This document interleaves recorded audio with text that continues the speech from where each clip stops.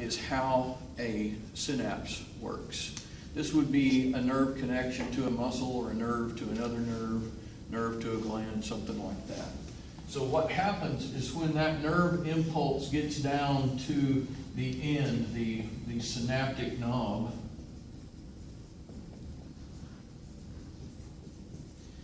then calcium flow, well, let's not get there yet. Let's look at this postsynaptic membrane here.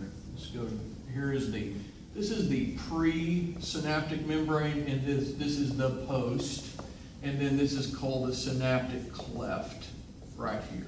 Okay, so that's kind of important to get, and this might be a muscle over here. Let's say that this is a muscle.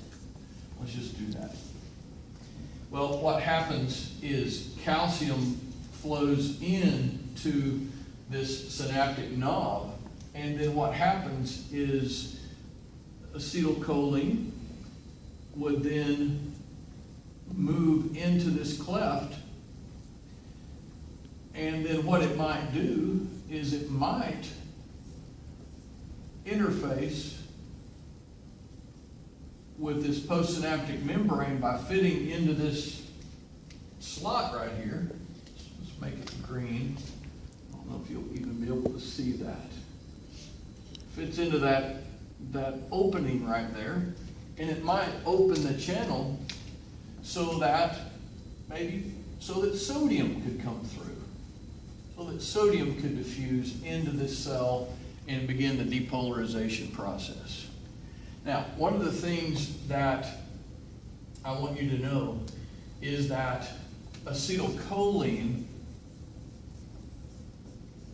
is the main neurotransmitter that we see when we have a motor neuron interfacing with a muscle fiber.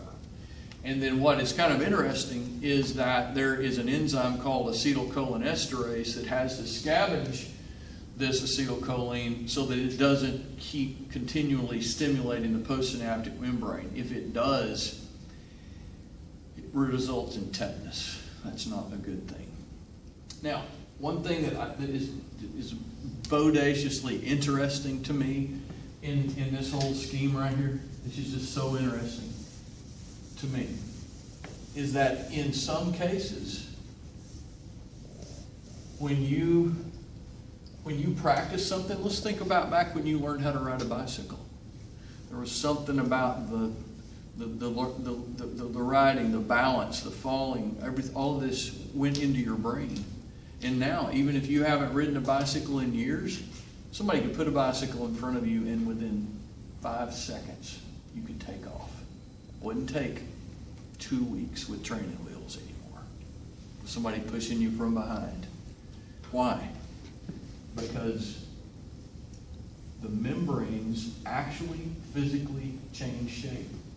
Over time, when you learn something, you will actually get a physical change. And why is that important? Here's why it's important. Number one, once you learn something, once you learn the pathways from it, you get good at it. That's the good thing.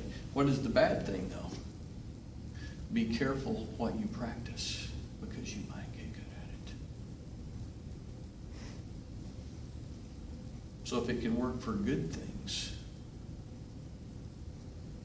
So every day, I've got to unload my mind of stinking thinking every night. Review the day. What went right? What went wrong? Is there anything I need to do to correct the wrong that happened that was my fault? If there was, let me fix it. Why?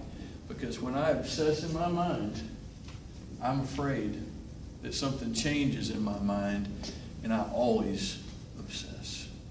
I want to change that pattern. I don't want to live like that anymore. I don't want to do that. So I think that this could be a lesson, not just for riding a bicycle, but on how you live day to day. That's what I think. Interesting. Okay, you stop it.